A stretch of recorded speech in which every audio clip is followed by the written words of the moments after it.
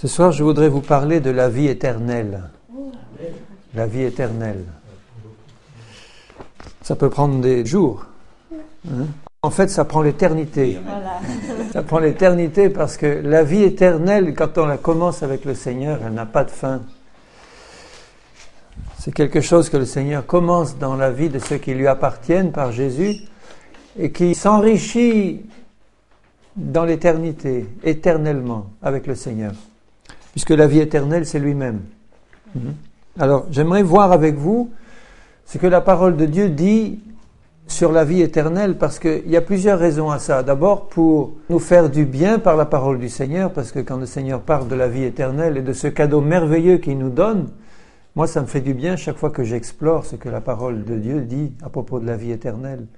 Mais il y a aussi un autre objectif, c'est de nous donner un meilleur discernement quant au travail que Dieu nous donne vis-à-vis des perdus et vis-à-vis de l'Église. Le Seigneur veut se servir de nous pour apporter sa parole, pour apporter sa vie.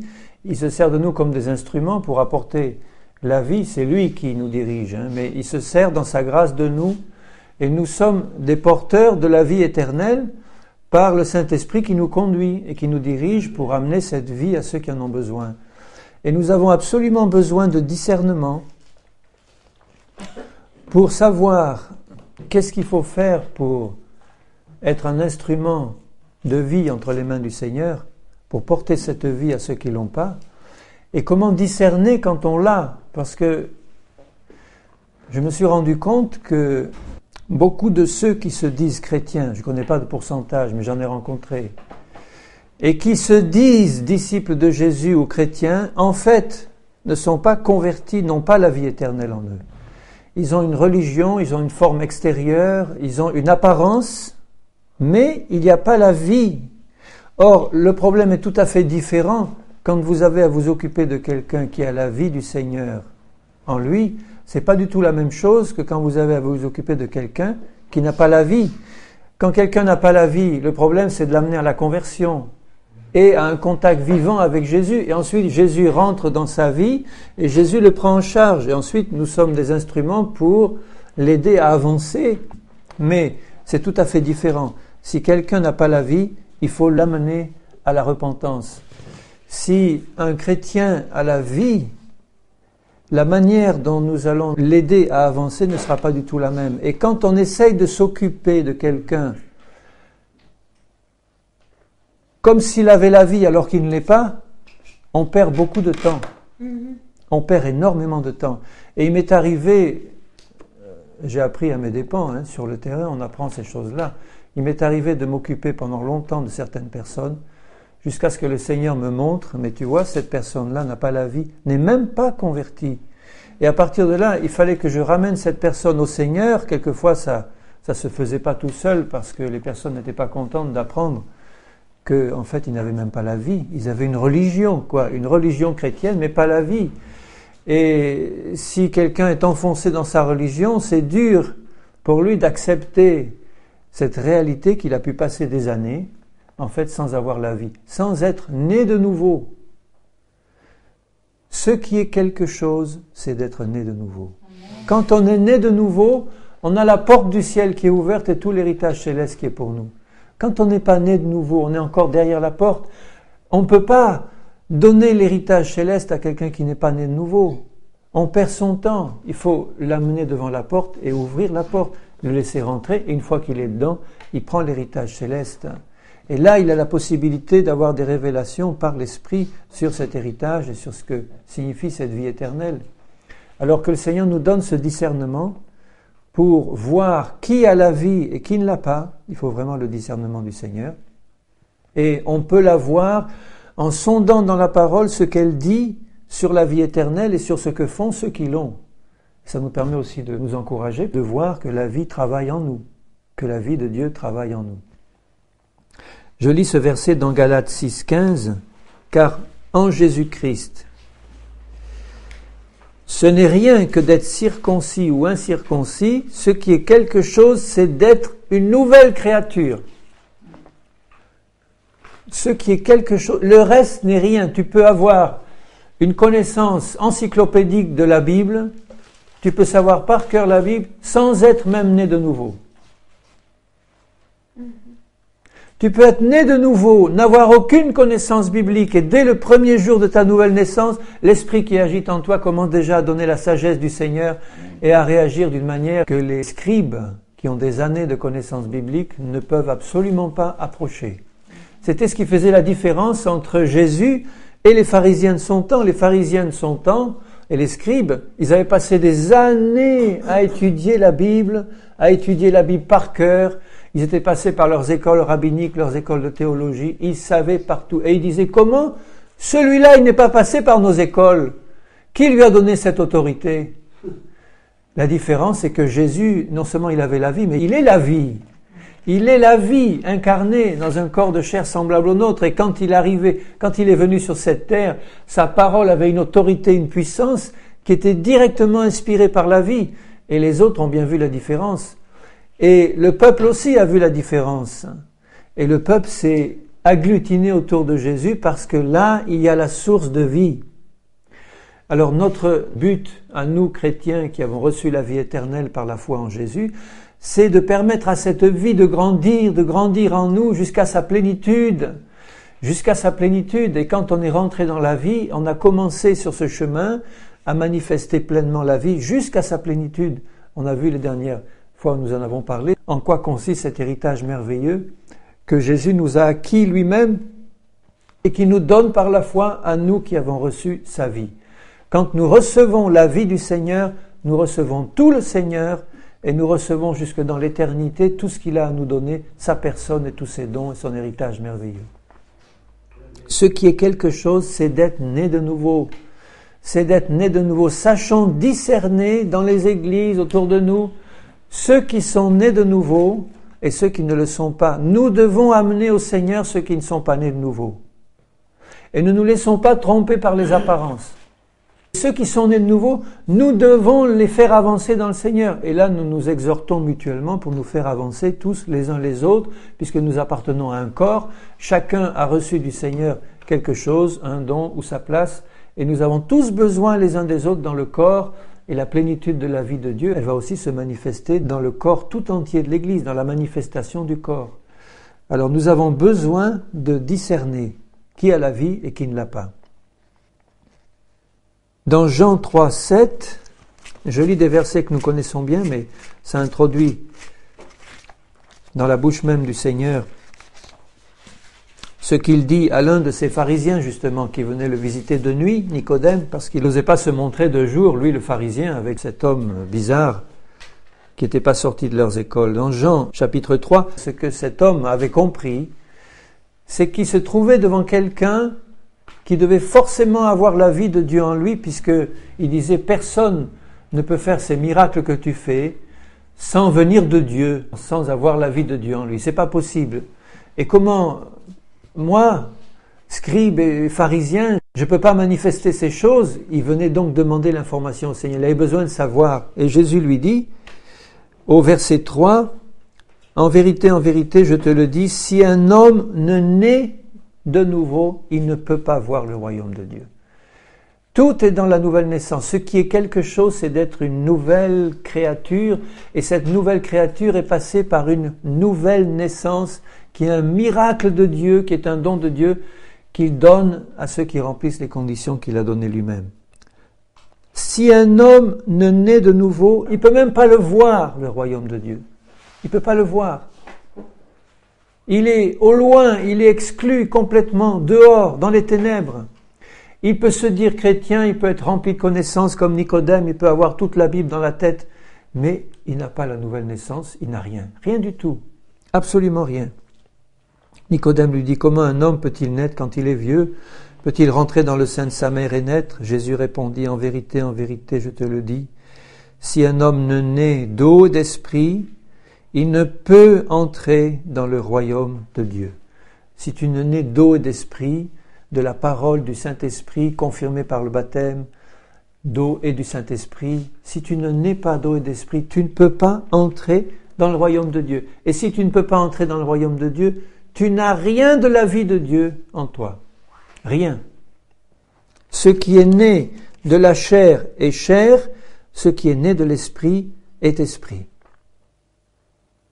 Et là, après, nous savons, dans ce merveilleux verset de Jean 3,16, il nous dit « Car Dieu a tant aimé le monde qu'il a donné son Fils unique, afin que quiconque croit en lui ne périsse pas, mais qu'il ait la vie éternelle. » Donc c'est clair dans la parole du Seigneur, c'est clair que ceux qui n'ont pas la vie éternelle sont destinés à périr. Ceux qui ont la vie éternelle par le Fils de Dieu Jésus, ils ont la vie éternelle, ils ne périront jamais. Ils périront jamais. Tout est là, dans la nouvelle naissance. Et vous comprenez pourquoi la prédication de l'Évangile est si importante, que le message de l'Évangile doit être clair et net. Pour amener des gens à la repentance, on ne peut pas les amener n'importe comment. Il faut les amener comme le Seigneur le faisait. Parce que si on les amène d'une autre façon, ils vont rentrer dans une église, dans une religion, ils ne vont pas avoir vraiment la vie éternelle, ils risquent d'y rester des années ou toute leur vie, à végéter dans une vie chrétienne qui n'est pas la vie de Dieu, et à ne jamais rencontrer cette vie abondante du Seigneur, parce qu'ils ne sont pas tout simplement passés par la nouvelle naissance, parce qu'au départ, la prédication de l'Évangile était mauvaise. On leur annonce un mauvais évangile, un faux évangile, un mauvais Jésus ou un faux Jésus. Et ils sont baptisés dans un faux esprit. Si on leur annonce un autre Jésus que le vrai Jésus, qu'il soit maudit, qu'il soit maudit, anathème. Et il dit aux Corinthiens, et vous le recevez fort bien. À des gens qui étaient déjà nés de nouveau, il dit, faites attention, c'est pas acquis automatiquement, tu as reçu la vie éternelle, mais tu dois t'y attacher. Par la grâce du Seigneur, tu es attaché au Seigneur, il te garde.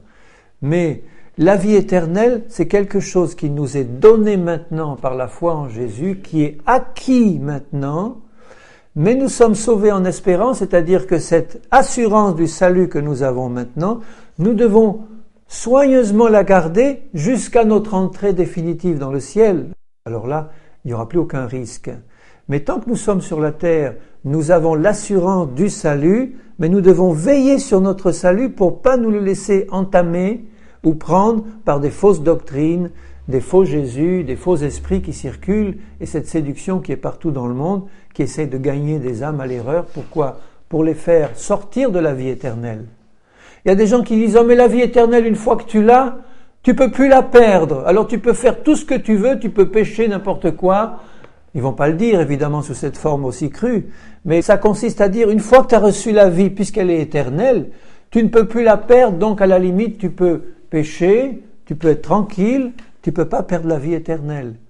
Or, c'est un faux enseignement clair et net, parce que moi, je vais vous citer le cas d'au moins 3 personnes dans la Bible qui l'avaient et qui l'ont perdu. Il y a le cas de Lucifer, qui était archange, qui avait été créé avec la vie éternelle. Il était en pleine présence de Dieu. Il devait la garder, la vie éternelle. Qu'est-ce qui s'est passé ? L'iniquité a été trouvée dans son cœur, il a perdu la vie éternelle et il a été rejeté. Donc il ne l'avait pas pour l'éternité, cette vie éternelle, tout en étant archange. Et Adam et Ève, au début, ils avaient la vie éternelle. Ils ont été créés saints, sans péché, avec la vie du Seigneur en eux, et ils ne devaient pas connaître la mort. Parce que Dieu avait dit, le jour où tu mangeras de ce fruit, tu mourras. Donc, tant que tu n'en manges pas, tant que tu te contentes du fruit de l'arbre de vie et pas de l'arbre de connaissance, à ce moment-là, tu es tranquille, tu gardes la vie éternelle. Ils avaient la vie éternelle, ils ont désobéi à Dieu, ils ont mangé le fruit, et ils l'ont perdu. Donc, ça veut dire que, aujourd'hui, tous les héritiers d'Adam et d'Ève, qui sont nés dans le péché et qui n'ont pas la vie éternelle de naissance, ils peuvent évidemment bénéficier de la grâce de Dieu par la foi en Jésus, par l'Évangile, entrer dans la nouvelle naissance dont Jésus parle à Nicodème. Tu es né dans le péché, mais maintenant tu peux naître à une vie nouvelle, renaître en Christ par la foi en Jésus. Et à ce moment-là, tu reçois cette vie éternelle et tu prends bien soin de la garder jusqu'au retour du Seigneur. Et c'est lui qui te gardera si toi tu restes attaché à lui. Alors ça, c'est important de le comprendre, que lorsque nous avons la vie éternelle, eh bien, la parole de Dieu nous donne des signes précis pour que nous n'ayons aucun doute. faut pas commencer à douter sur notre vie éternelle en disant est-ce que maintenant je l'ai ou je l'ai pas. On peut par la parole et par le Saint-Esprit avoir cette assurance complète dans le cœur que j'ai maintenant la vie éternelle et que personne ne me l'enlèvera. Parce que Jésus dit personne n'enlèvera mes brebis de ma main. Mais il dit aussi veillez et priez pour ne pas être séduit, il dit à ses brebis. Parce que si nous sommes séduits, c'est pas Jésus qui va nous arracher la vie éternelle, c'est nous qui allons nous détourner de lui, ou qui risquerions à ce moment-là de nous détourner de lui jusqu'à le renier. C'est arrivé, et ça peut donc arriver à ceux qui ne font pas attention. Alors, le Seigneur nous donne, dans sa parole, des signes clairs et nets qui nous montrent comment recevoir la vie éternelle, donc comment la porter aux autres, et ce que c'est quand on l'a reçue. D'abord, la première chose à faire pour recevoir la vie éternelle, c'est de se repentir. C'est la base du message de l'Évangile et c'est là que le bas blesse, au départ, dans la prédication de l'Évangile. Parce que si on annonce simplement un Jésus tout bon, qui va résoudre tous les problèmes de notre vie, nous guérir, nous délivrer, nous baptiser de l'Esprit, mais que l'accent n'est pas mis au départ, avant tout ça, sur la repentance, à ce moment-là, on ne va pas pouvoir pénétrer dans la vie éternelle parce qu'on ne peut y pénétrer que par la repentance. C'est le message fondamental de tout l'Évangile. D'abord Jean-Baptiste, ensuite Jésus, ensuite les disciples, ensuite tout le message de l'Évangile. Le message de la Bible tout entière, c'est « Repens-toi ». Repens-toi. Repentez-vous. Repentez-vous. C'est le message de Jésus. Dès son entrée dans le ministère, Jésus a commencé à prêcher. Il est dit dans Matthieu 4 et dans les autres évangiles, il commença son ministère à prêcher sous la puissance de l'Esprit et il disait « Repentez-vous, repentez-vous ». Et il parlait à tous. Donc, ne parlons pas à ce stade-là de liens spirituels, de démons qui, soi-disant, nous empêcheraient de nous repentir, que pour certaines personnes c'est impossible de se repentir. La Bible ne dit pas ça. Parce que Jésus prêchait la repentance à tous et il nous a jamais dit, vous savez, il y a une certaine catégorie de personnes qui ne peuvent pas se repentir. Si ces personnes-là arrivent au point où elles ne peuvent plus se repentir, c'est un jugement de Dieu parce que au début, Dieu les avait appelées à la repentance au moment où elles pouvaient se repentir et elles ont refusé de se repentir et à force de refuser de se repentir, elles ont endurci leur cœur et Dieu a fini par les endurcir et à les plonger dans un état où il n'est plus possible de se repentir. Et quand on arrive à cette situation-là, c'est sans espoir parce que maintenant c'est terminé. Mais ça, c'est la fin du processus. Au début, elles pouvaient se repentir. Quand Jésus a commencé son ministère et qu'il disait « Repentez-vous », il le disait à des foules entières et il attendait que tous viennent à la repentance. Alors on va juste revoir ce que Dieu dit à propos de la repentance parce que ça nous concerne nous aussi en tant que chrétiens. Et ça nous concerne quand on parle de Jésus aux païens. La repentance, rappelons-nous, est un don de Dieu. C'est un don du Seigneur. C'est pour ça que nous n'avons aucune excuse de ne pas nous repentir. On pourrait dire, oui, mais celui-là, il ne peut pas, le pauvre. La repentance est un don que Dieu veut donner à tous les hommes. Parce que Dieu veut que tous les hommes soient sauvés et parviennent à la repentance. Alors je lirai juste un verset, par exemple, dans 2 Timothée 2, 25. « Il doit redresser avec douceur les adversaires. » Il parle d'un serviteur du Seigneur qui redresse ses adversaires, dans l'espérance que Dieu leur donnera la repentance pour arriver à la connaissance de la vérité. La repentance permet d'arriver à la connaissance de la vérité. C'est pour ça que c'est une porte obligée. Dans l'espoir que Dieu leur donnera la repentance pour arriver à la connaissance de la vérité. Dieu veut donner la repentance, pourquoi ? Parce que sans repentance, il n'y a pas de connaissance de la vérité. La vérité, c'est Jésus, et Jésus dit, la vie éternelle, c'est qu'ils te connaissent, toi, le seul vrai Dieu, et celui que tu as envoyé, Jésus-Christ. Or, il dit là que Dieu donne la repentance pour qu'ils te connaissent. Il faut donc à tout prix annoncer la repentance aux perdus, aux païens et aux chrétiens qui vivent dans le péché, parce que c'est cette repentance qui va donner la connaissance de la vérité, donc de Jésus, et avec la connaissance de Jésus, on a la lumière qui nous permet d'en sortir. Mais Dieu veut que tous parviennent à la repentance. Dans Romains 2 et verset 4, il dit « Méprises-tu les richesses de la bonté de Dieu, de sa patience et de sa longanimité, ne reconnaissant pas que la bonté de Dieu te pousse à la repentance ?» Il parle à tous les hommes, là, l'apôtre Paul, tous ceux qui ne sont pas convertis. Il dit « Est-ce que tu ne reconnais pas que c'est la bonté de Dieu qui te pousse à la repentance ?» Alors si Dieu nous pousse à la repentance, c'est pas lui qui va nous empêcher de nous repentir, surtout pas. C'est pas Dieu. Dans 2 Pierre 3,9, le Seigneur ne tarde pas dans l'accomplissement de la promesse, comme quelques-uns le croient, mais il use de patience envers vous, ne voulant pas qu'aucun périsse. Et pourtant, il y en a qui périssent. Vous voyez que par leur attitude, ils annulent la volonté de Dieu. Ne voulant pas qu'aucun périsse, mais voulant que tous parviennent à la repentance. Et c'est pour ça qu'il prend patience. C'est pour ça même que peut-être il a retardé encore sa venue. Pour ça qu'il prend patience pour que tous parviennent à la repentance. Donc on a une image là d'un Dieu qui est tellement plein d'amour pour le pécheur, qu'il prend patience dans son jugement, qu'il a envoyé Jésus son Fils qui a tout accompli pour nous.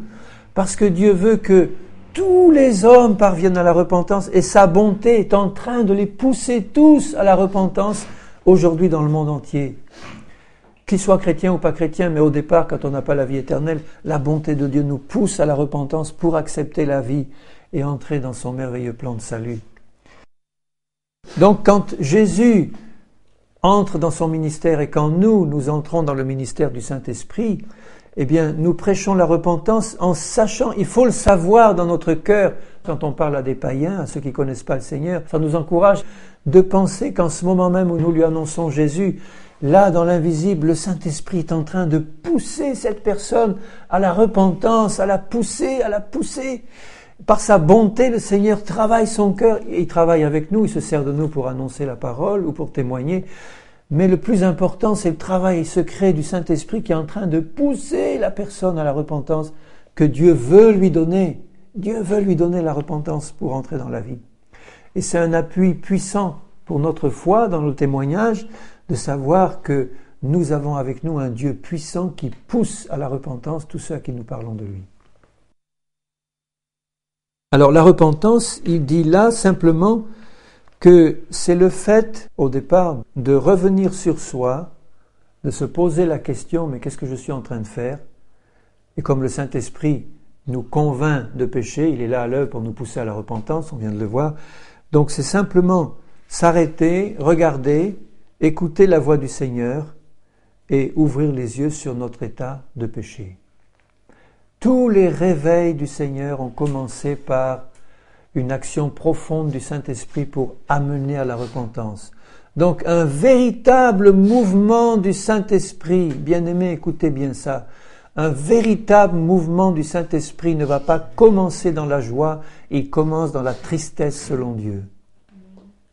Et c'est dans la tristesse selon Dieu que le Saint-Esprit travaille pour montrer les péchés cachés ou tout ce qu'il y a encore comme opposition, rébellion au Seigneur, et que dans cette lumière, le Seigneur à ce moment-là révèle sa grâce et sa bonté, la puissance du sang de Jésus, la puissance de la foi en Jésus.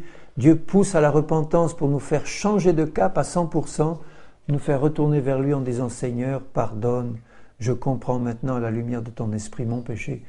Je te demande pardon et je demande que ta vie rentre en moi. » Et là, c'est merveilleux, parce qu'à ce moment-là, la tristesse selon Dieu, quand on regarde à la lumière du Saint-Esprit nos péchés, nos noirs péchés, cette tristesse selon Dieu, qui vient de Dieu, n'est pas destinée à rester dans nos vies en permanence, mais quand ce travail profond de nous faire comprendre notre péché, ce qu'il est pour Dieu et ce qu'il a fait, quelle a été la conséquence pour le Seigneur Jésus, la conséquence pour nous, la conséquence pour ceux qui nous entourent, Quand le Saint-Esprit met ça en lumière, une tristesse profonde vient de Dieu, mais c'est une tristesse qui mène à la vie éternelle.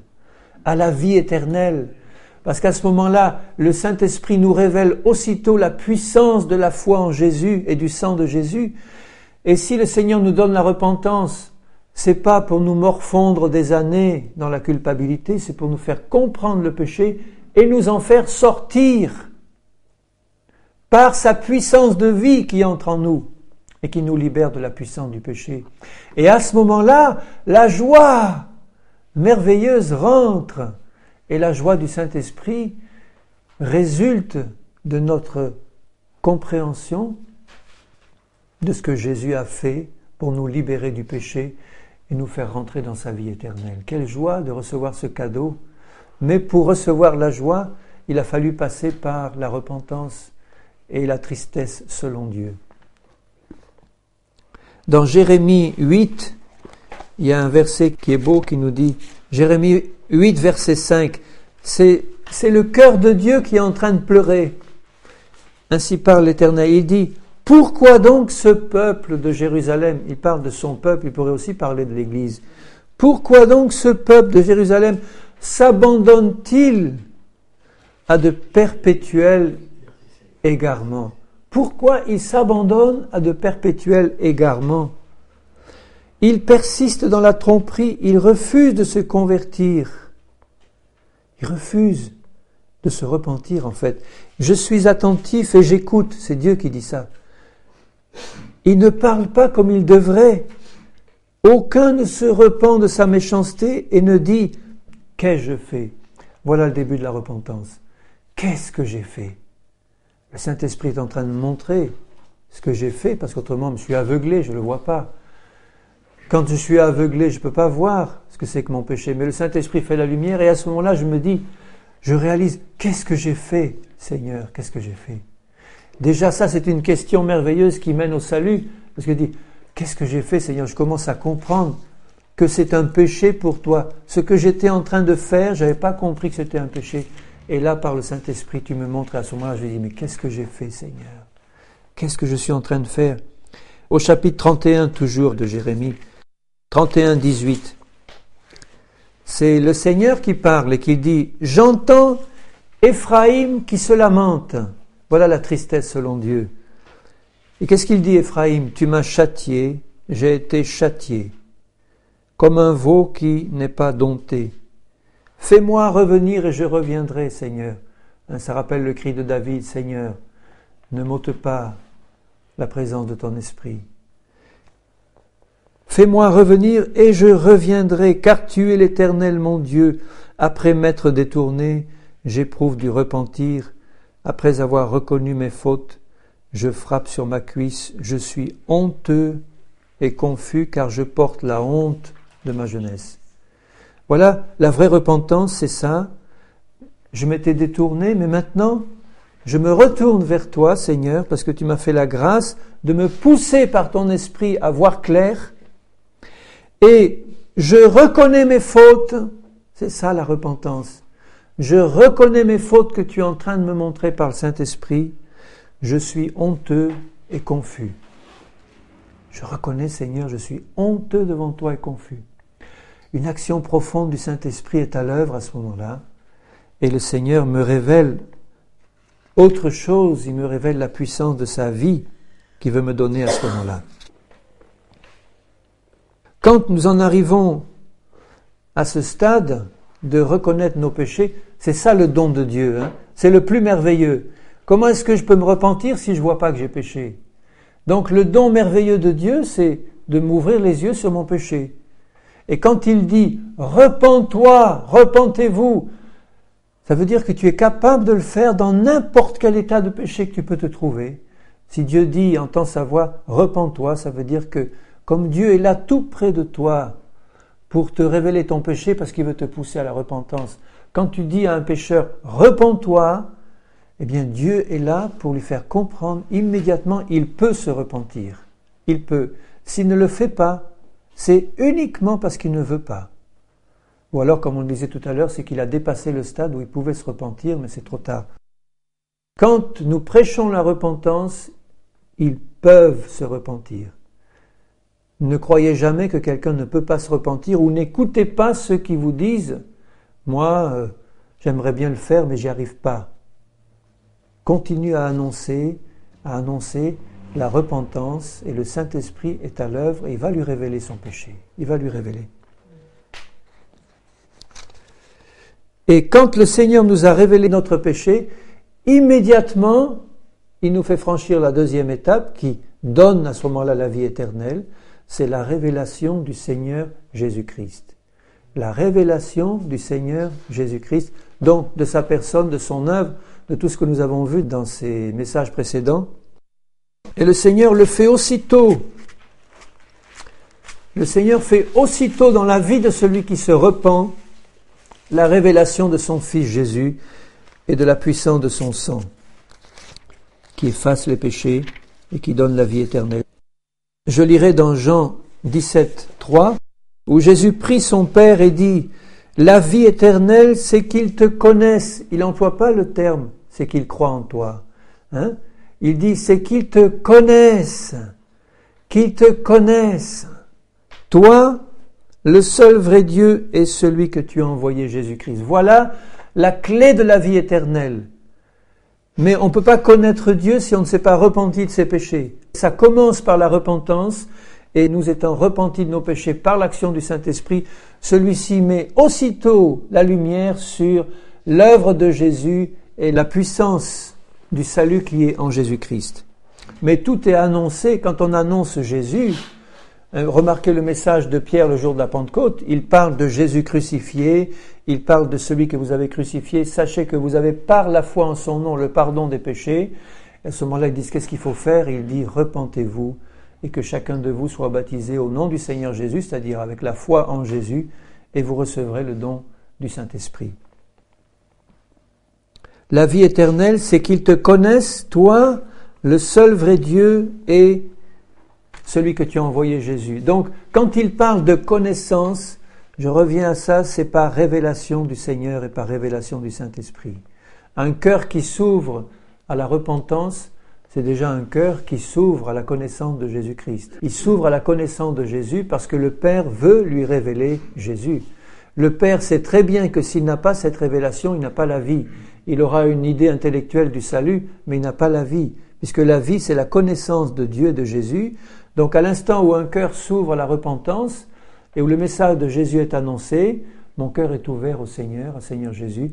Là, le Père immédiatement révèle Jésus.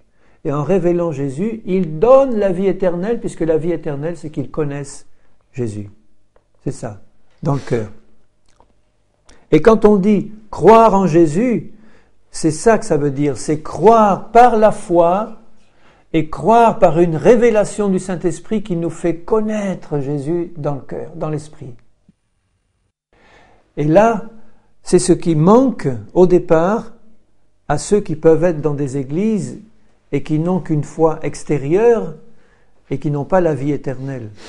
Si nous creusons, nous nous rendons compte qu'en fait, ils n'ont pas la repentance. Ils n'ont pas eu la repentance des péchés. On leur a annoncé un évangile sans repentance, ou pas en mettant suffisamment l'accent sur la repentance des péchés. Et à ce moment-là, on est passé tout de suite à un Jésus qui bénit, qui pardonne, qui guérit, etc. Mais il n'y a pas eu la repentance au départ. S'il n'y a pas la repentance, il ne peut pas y avoir la connaissance de Jésus révélée dans le cœur par le Saint-Esprit. La connaissance, c'est la révélation par le Saint-Esprit de qui est Jésus et de ce qu'il a fait. Ce n'est pas encore le baptême dans le Saint-Esprit. Le baptême dans le Saint-Esprit, c'est la réception d'une puissance pour témoigner. Il y a des chrétiens qui ont la révélation de Jésus-Christ par le Saint-Esprit et qui ont le Saint-Esprit en eux, mais qui ne sont pas passés par l'expérience du baptême du Saint-Esprit, mais ils ont la révélation de Jésus, ils ont la vie éternelle, ils sont sauvés. Les disciples n'ont pas reçu le salut le jour de la Pentecôte. Les disciples ont reçu le jour de la Pentecôte le baptême de puissance qui leur a donné une puissance pour témoigner. Et l'Église de Jésus-Christ est composée de ceux qui ont la foi en Jésus et qui ont été baptisés d'eau et du Saint-Esprit. Mais c'est plus que le salut, parce qu'il y a beaucoup de gens qui sont sauvés et qui ne font pas partie de l'Église.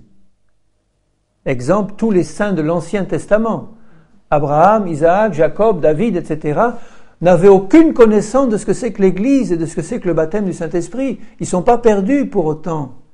Ils sont sauvés, mais dans une autre dispensation, et ils n'avaient pas la connaissance du baptême du Saint-Esprit et de tout ce que ça comporte pour nous, chrétiens, qui avons la connaissance directe de Jésus.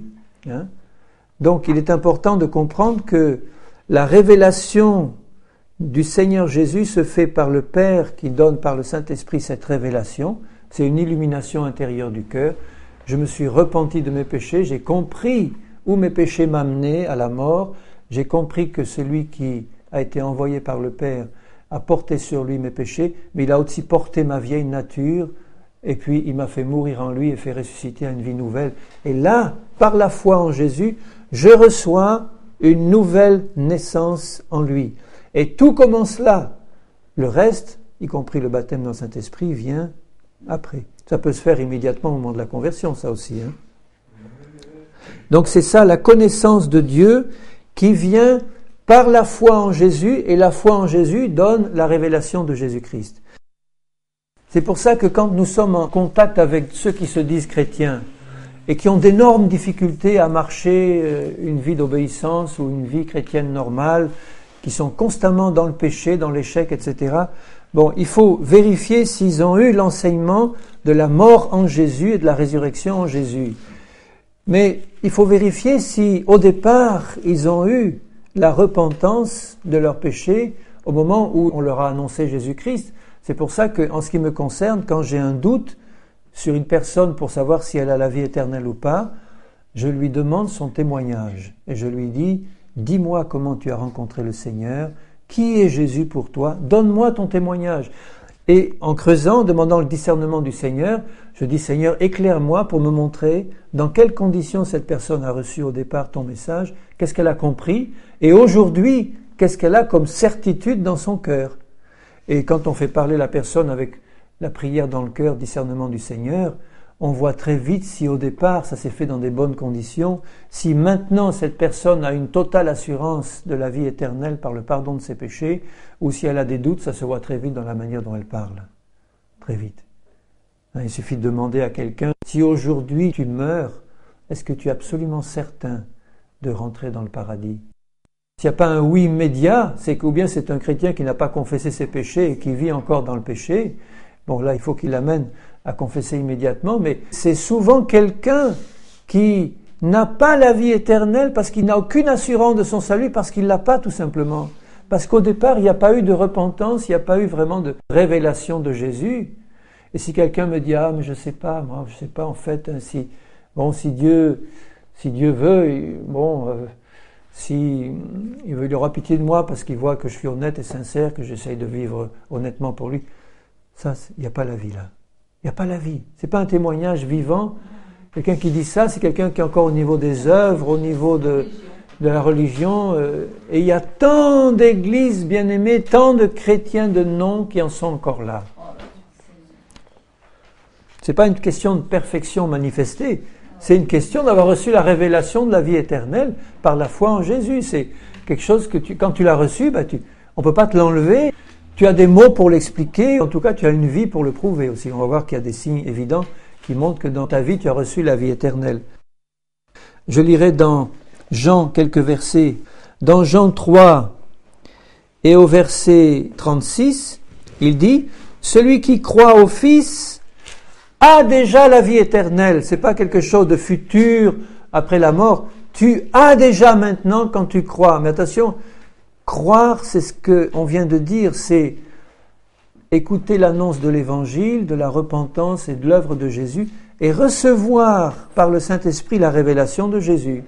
C'est pas simplement interroge dans la rue des gens en disant tu crois à Jésus, il y en a qui te diront oui je crois en lui, mais ils n'ont pas la vie éternelle parce qu'ils n'ont pas eu la révélation de Jésus en profondeur dans leur cœur, parce qu'ils sont passés par la repentance, ils n'ont pas eu cette révélation. Donc c'est pas simplement tu as entendu parler de Jésus, tu crois qu'il existe, oui, je crois qu'il existe et je crois en lui. Ça donne pas la vie éternelle, ça. C'est la repentance et la foi révélée par le Saint-Esprit qui te montre ton état de péché, qui te montre que Jésus a payé pour toi. À ce moment-là, par la révélation du Père, tu acceptes l'Évangile, tu ouvres ton cœur et tu reçois la vie par la foi en Jésus. Celui qui ne croit pas au Fils de Dieu n'a pas la vie, mais la colère de Dieu demeure sur lui. Vous vous rendez compte comme c'est important d'avoir la vie. Si nous n'avons pas la vie, la colère de Dieu demeure sur nous. On peut faire toutes sortes d'œuvres pour le Seigneur, on n'enlève pas la colère de Dieu. On ne peut l'enlever qu'en ayant la vie reçue par Jésus. Et un peu plus loin, dans Jean 5, au verset 24, il dit « en vérité, je vous le dis, celui qui écoute ma parole et qui croit à celui qui m'a envoyé a la vie éternelle. » Tout ça, ce sont aussi des signes pour nous et pour ceux que nous observons et que nous aidons, pour nous permettre de comprendre s'ils ont ou pas la vie éternelle. Il dit là, « celui qui écoute ma parole », la parole de Dieu nous est disponible. Si quelqu'un n'a pas la vie éternelle, il n'écoutera pas la parole. Parce que la rébellion et la désobéissance est dans son cœur. Ça ne veut pas dire que les chrétiens écoutent tout le temps la parole, mais ça veut dire qu'ils sont disposés à l'écouter quand ils ont la vie éternelle. Et même s'ils vivent dans la faiblesse ou dans le péché, s'ils ont commis un péché, à ce moment-là, parce qu'ils ont la vie éternelle en eux et qu'on va leur annoncer la parole, ils vont l'écouter. Ils vont l'écouter. Celui qui écoute ma parole et qui croit à celui qui m'a envoyé, c'est-à-dire le Père, a la vie éternelle et ne vient pas en jugement, mais il est passé de la mort à la vie. Donc, si quelqu'un à qui tu parles a une oreille ouverte, malgré ses faiblesses, malgré ses péchés, il est honnête, il les confesse et il dit d'accord, je le reconnais honnêtement devant le Seigneur et je compte sur lui pour qu'il m'en sorte. Mais j'ai l'oreille ouverte et le cœur ouvert à la parole du Seigneur. La vie éternelle est en train d'agir, ou la vie éternelle est en lui, parce qu'il écoute la parole du Seigneur. Quelqu'un qui n'écoute pas la parole n'a pas la vie. Dans Jean 6, juste à côté, et au verset 40, la volonté du Père qui m'a envoyé, c'est que quiconque, regardez l'expression qu'il emploie là, c'est quand même bizarre, quiconque voit le Fils et croit en lui est la vie éternelle. Et là, ça nous fait comprendre comment on peut croire en Jésus. On peut croire en lui quand on l'a vu. Et comment on peut le voir? Par la révélation du Saint-Esprit. C'est une vision spirituelle. Hein. Quiconque voit le Fils, comment tu peux voir le Fils aujourd'hui?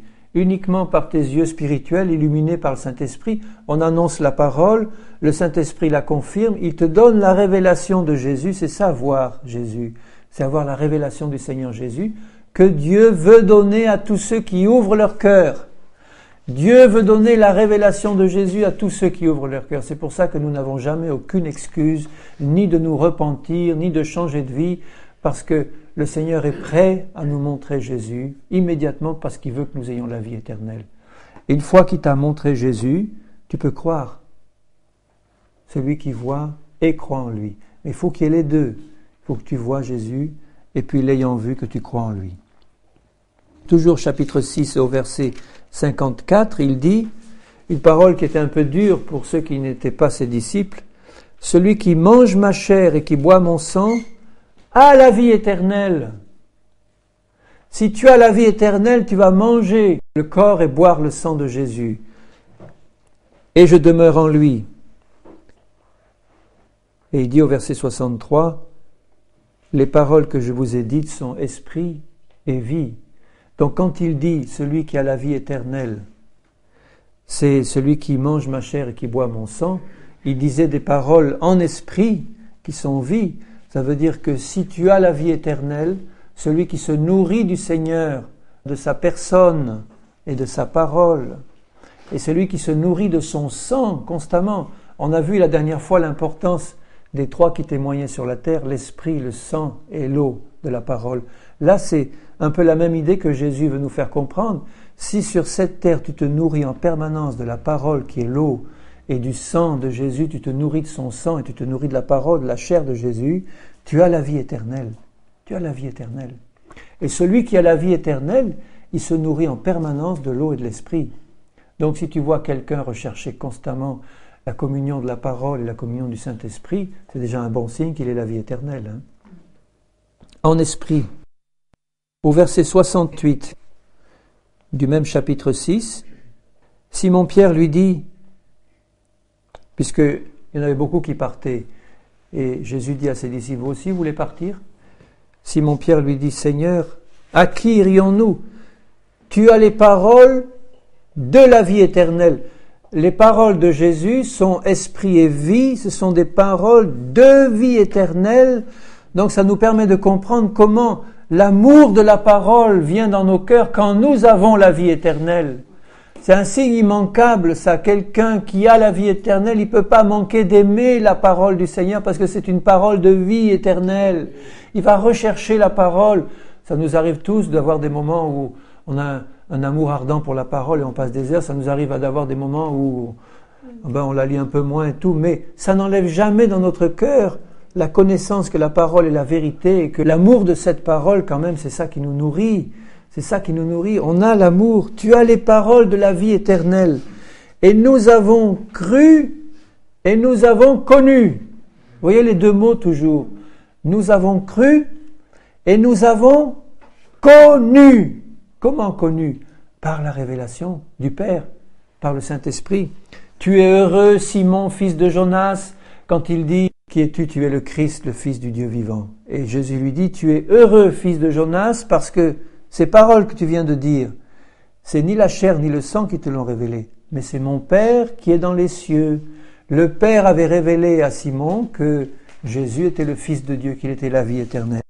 Ils disent, nous avons cru et nous avons connu que tu es le Christ, le Fils de Dieu. Ayant connu et ayant cru cela, ils avaient la vie éternelle.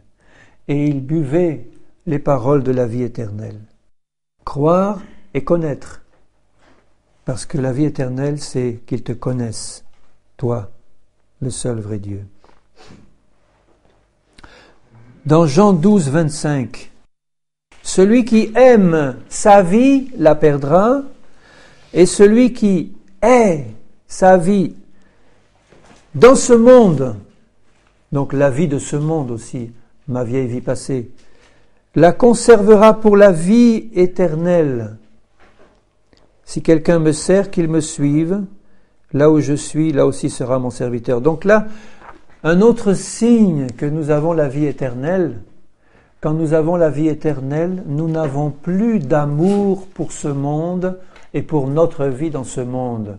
Il y a quelque chose, même si la chair a tendance à nous tirer quand même par le bas, il y a quelque chose dans notre cœur qui nous dégoûte de la vie de ce monde, avec son péché, ses passions et ses désirs. Il y a quelque chose dans notre vie qui nous dit, c'est pas ça, je n'en veux plus, je veux plus retourner à ce que j'ai vomi. Ça ne veut pas dire qu'il puisse pas y avoir dans la vie d'un chrétien qui a la vie éternelle une attirance encore pour certaines choses du monde, parce qu'il est encore charnel et il vit dans la chair, si c'est le cas. Mais ça veut dire qu'encore plus profondément, au fond de son cœur, même s'il goûte encore à ces choses de la chair et du péché, il va ressentir un profond dégoût dans son cœur. C'est des choses qu'il n'en veut plus de ces choses-là. Il a le désir des choses d'en haut, des choses du Seigneur, des choses de la vie éternelle. Et quand vous voyez des gens qui se disent chrétiens et qui vous le disent et puis qui sont encore plongés, attirés par les choses du monde, attirés par les plaisirs du monde et qui pensent qu'aux choses du monde, à planifier leur vie dans ce monde, leur carrière, leur retraite, tu peux te poser des questions sur est-ce qu'ils ont reçu au départ la vie éternelle? Alors ne vous trompez pas, ça ne veut pas dire qu'on ne va pas prendre soin de son travail, de sa retraite et tout ça quand on est chrétien, mais notre cœur n'est pas attaché à ces choses, notre cœur est attaché au Seigneur d'abord, on lui fait confiance et le reste vient après, ça n'a plus aucune importance, même si nous en étions privés, même si aujourd'hui la sécurité sociale s'écroule à fond, ce qui risque peut-être d'arriver bientôt, à ce moment-là, que tu aies plus aucune protection sociale, ni retraite, ni rien, comme beaucoup de nos frères d'Afrique, à ce moment-là, tu diras, Alléluia, tant que j'ai la vie éternelle, j'ai tout en Jésus-Christ. Tout peut s'écrouler, j'ai la vie éternelle, Seigneur. C'est bon, c'est merveilleux.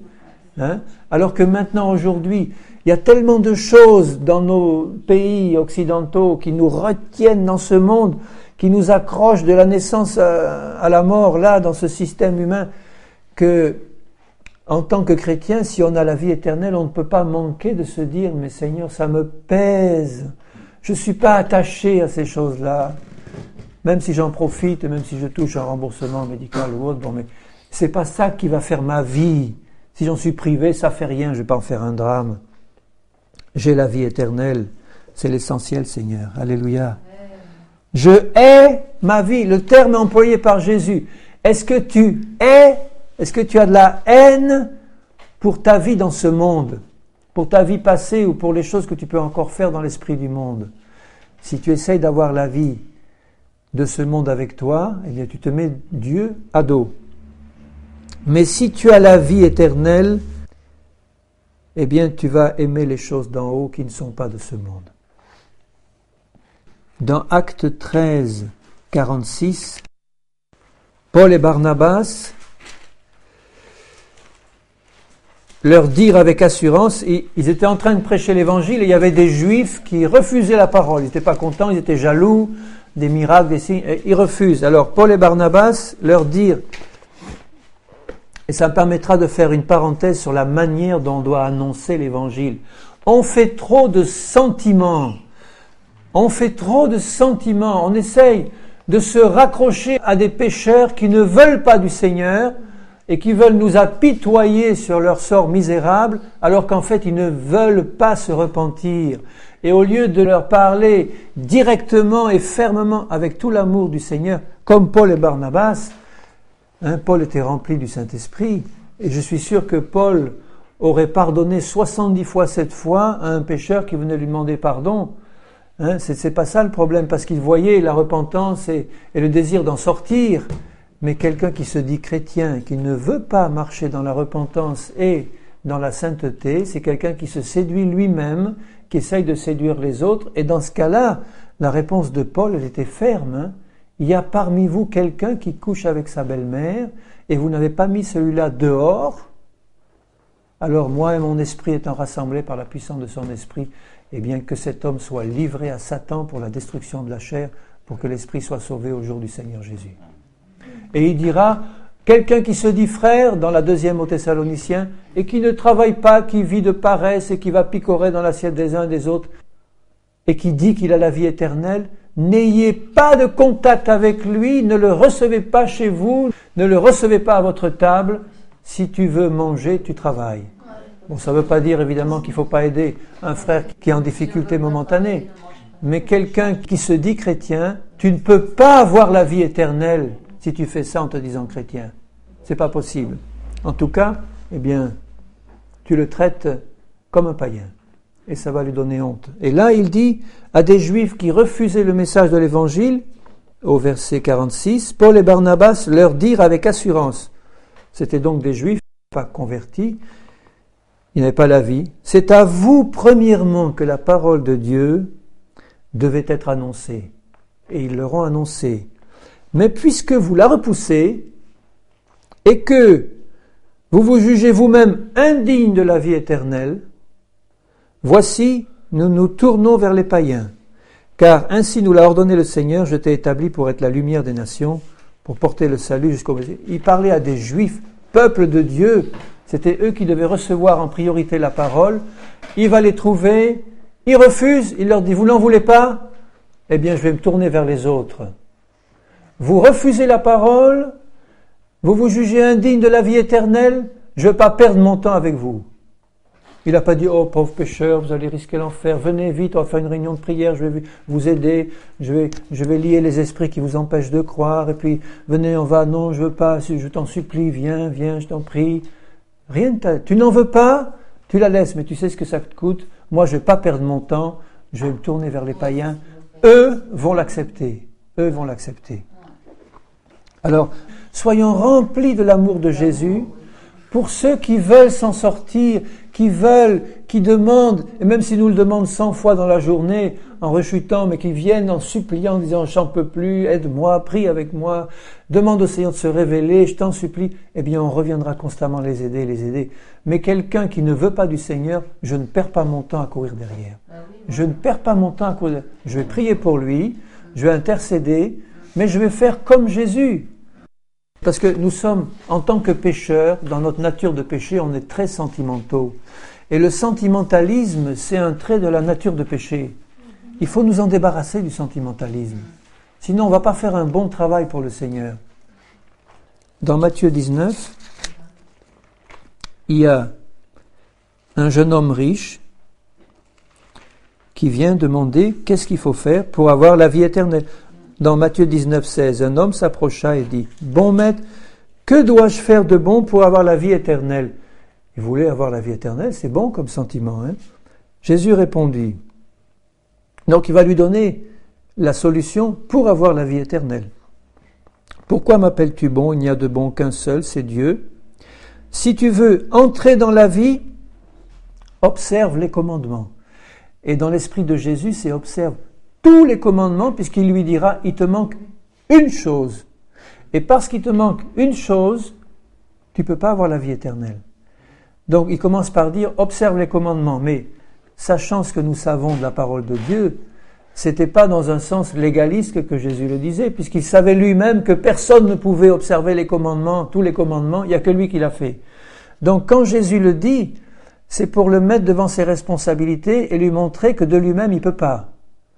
Il peut pas. Alors que l'autre, il répond, mais j'ai tout fait, Seigneur. Hein, déjà là, il y a un problème. Jésus, il le croit. Bon, d'accord, tu as tout fait, quoi. Tu ne tueras pas, tu ne commettras pas d'adultère, etc. Le jeune homme dit, j'ai observé toutes ces choses. C'était un homme pieux quand même. C'était un homme qui faisait ce qu'il fallait devant Dieu. Que me manque-t-il encore, Seigneur? Il a le cœur apparemment ouvert. Jésus lui dit, si tu veux être parfait, va, vends tout ce que tu possèdes, donne-le aux pauvres et tu auras un trésor. Puis viens et suis-moi. Parce que Jésus savait qu'il était attaché dans son cœur à ce monde et à sa richesse. Il avait tout observé et une chose manquait, il était attaché à ses sous. Et Jésus a discerné, il a dit, il te manque ça. Alors, débarrasse-toi de tout, viens et suis-moi. Et là, tu auras la vie éternelle. Donc, la vie éternelle ne consiste pas à essayer d'observer les commandements de manière légaliste, on n'y arrive pas, mais ça consiste à abandonner tout attachement dans le cœur à tout ce qui est de l'extérieur pour s'attacher à Jésus et le suivre parce qu'il est la vie éternelle. Et c'est ça qui nous donne la vie éternelle. Et c'est là, ayant la vie éternelle, qu'on peut observer les commandements parce que la vie de Dieu agit en moi et me les fait observer. Après avoir entendu ces paroles, le jeune homme s'en alla tout triste, car il avait de grands biens. Donc il a renoncé à la vie éternelle par amour pour ses biens. Jésus dit à ses disciples, « Courez vite derrière lui, le rattrapez parce qu'il va à sa perdition. » Rien. Il le laisse partir à la mort. Il l'a mis devant ses responsabilités, il lui a dit, « Voilà ce qu'il faut que tu fasses, suis-moi. » Tu ne veux pas me suivre, je ne vais pas te forcer, je ne vais pas courir derrière toi pour te faire suivre de force la vie éternelle. Je t'ai simplement annoncé ce que tu devais faire, tu es capable de le faire, tu sais tout maintenant, maintenant je te laisse avec ma parole. Et heureusement qu'il dit, au verset 25 et 26, les disciples disent, mais qui peut donc être sauvé? Et Jésus les regarda et dit, aux hommes, c'est impossible, mais à Dieu, tout est possible, à condition que tu laisses tout pour suivre Jésus. Parce que Dieu ne va pas te forcer à rentrer dans la vie éternelle. Tout est possible à Dieu, ça veut dire rien ne va empêcher le Seigneur, quel que soit ton passé, quel que soit ton fardeau antérieur, rien ne va empêcher le Seigneur de te faire pleinement entrer dans toute la vie éternelle si tu suis Jésus et si tu acceptes de renoncer à tout pour suivre Jésus. Et là, tu as tout. Tout est donné. Alléluia. Par la foi en Jésus. C'est clair. Dans Luc 10, il y a un docteur de la loi, qui interroge Jésus en disant, Luc 10, 25, « Que dois-je faire pour hériter la vie éternelle? Donc chacun a une réponse correspondant à l'état de son cœur. Hein. Là, il lui a pas dit de vendre tout pour moi. Il lui a dit, que dois-je faire? Et Jésus lui dit, qu'est-il écrit dans la loi? Qui lis-tu? Il répondit, tu aimeras le Seigneur ton Dieu de tout ton cœur, de toute ton âme, de toute ta force et de toute ta pensée, et ton prochain comme toi-même. Tu as bien répondu, lui dit Jésus, fais cela et tu vivras. Mais Jésus savait très bien qu'on ne pouvait pas le faire sans le suivre. C'est pour ça qu'il a été envoyé, qu'il prêchait la vie. Et c'est pour ça que des gens comme Nicodème ou Joseph d'Arimathée ont compris qu'il fallait suivre Jésus pour faire ça. Donc ce docteur de la loi, il savait aussi que on ne pouvait pas appliquer ces commandements si on n'avait pas pleinement le Seigneur dans son cœur. Il les connaissait bien, les commandements de la loi, puisqu'il les récite là par cœur. Mais Jésus lui dit, fais cela, sous-entendu, suis-moi, parce que c'était son message, la repentance et suivez-moi. Laisse tout et suis-moi. Mais lui, voulant se justifier, dit à Jésus, et qui est mon prochain? Allez, on discutaille, on coupe les cheveux en quatre. Et Jésus lui donne la merveilleuse parabole du Samaritain. Mais pour dire que la vie éternelle, tu vois, il dit, qu'est-ce qu'il faut faire pour avoir la vie éternelle? Eh bien, tu aimes Dieu de tout ton cœur, de toute ton âme et ton prochain comme toi-même. Donc c'est un signe aussi pour nous, quand nous observons ceux qui disent être chrétiens, est-ce qu'ils ont la vie éternelle en eux? Un des signes encore, c'est est-ce qu'il y a de l'amour pour Dieu et pour Jésus dans leur cœur? Mais le véritable Jésus de la parole, pas un faux Jésus qui est présenté et qui passe la main sur les péchés en disant « je t'aime quand même, tu peux vivre dans ton péché, moi je suis plein de grâce, je sais que tu ne peux pas t'en sortir, ben reste-y, écoute, moi je suis toujours là dans l'amour pour toi », ça c'est un faux Jésus. Le vrai Jésus, qui est révélé par le Saint-Esprit à ceux qui veulent connaître la vérité, c'est celui qui nous libère de l'esclavage du péché par la foi en lui. Alléluia. Alors, en conclusion, j'avais encore noté des tas de choses à dire, mais enfin, non, c'est trop. Prochaine fois, oui, je conclus. Alors, la conclusion, en quelques phrases, la vie éternelle est un don de Dieu à ceux qui se repentent, c'est-à-dire à ceux qui s'ouvrent simplement au Seigneur, qui les pousse à la repentance. On revient à la question d'honnêteté. Si tu es honnête devant le Seigneur, tu peux recevoir la vie éternelle par la foi en Jésus.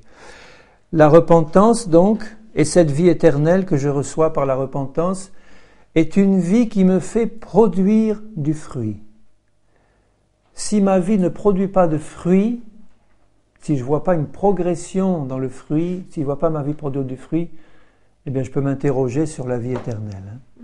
Ou si je ne vois pas quelqu'un qui se dit chrétien produire du fruit digne de la repentance, là je vais m'interroger, je vais pouvoir l'aider à ouvrir les yeux. La vie éternelle nous est nécessaire pour croire et ne pas périr. On a la foi quand on a la vie éternelle. C'est curieux, hein? C'est ça. Quand on reçoit la vie éternelle, on a la foi de Dieu. Le Saint-Esprit nous travaille pour ouvrir notre cœur à la repentance et à l'action du Saint-Esprit, et en ouvrant notre cœur, nous recevons la foi pour croire. C'est Dieu qui nous la donne, hein? Et à ce moment-là, nous croyons, et en croyant, nous recevons la vie éternelle. La vie éternelle nous est nécessaire pour croire à tout ce que Dieu nous a donné. Donc quelqu'un qui n'arrive pas à croire, qui n'arrive jamais à croire en quoi que ce soit en permanence, c'est pas forcément un esprit d'incrédulité qui le lie, c'est peut-être tout simplement qu'il n'a pas la vie éternelle en lui, parce que la vie éternelle nous pousse à croire. La vie éternelle nous ouvre le ciel, nous ouvre la parole. Alors je vais terminer par ce verset-là, parce que je choisis celui-là pour terminer dans Actes 2, 38.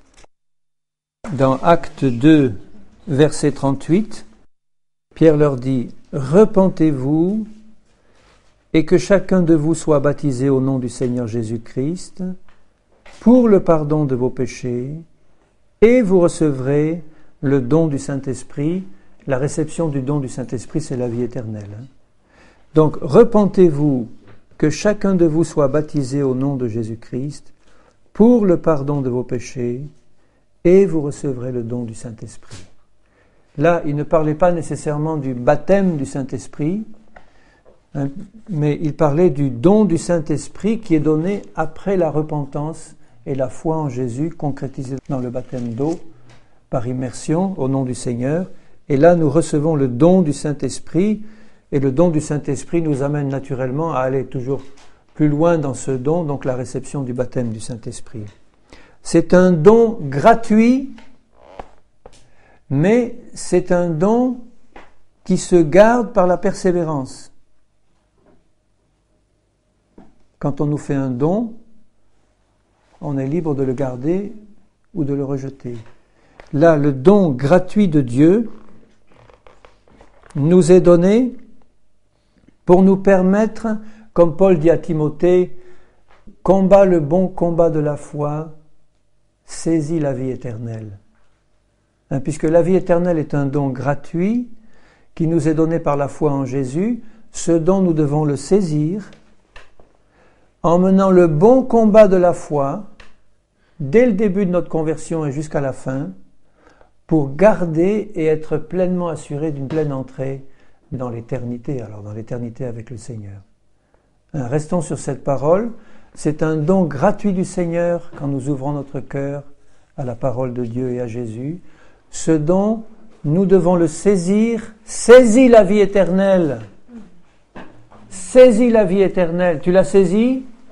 Garde-la et tiens-la ferme, en combattant le bon combat de la foi jusqu'à la venue du Seigneur. Et en attendant, tu l'as, la vie éternelle. Et elle produira dans ta vie tous les fruits que nous avons vus là et que nous avons vus ce soir.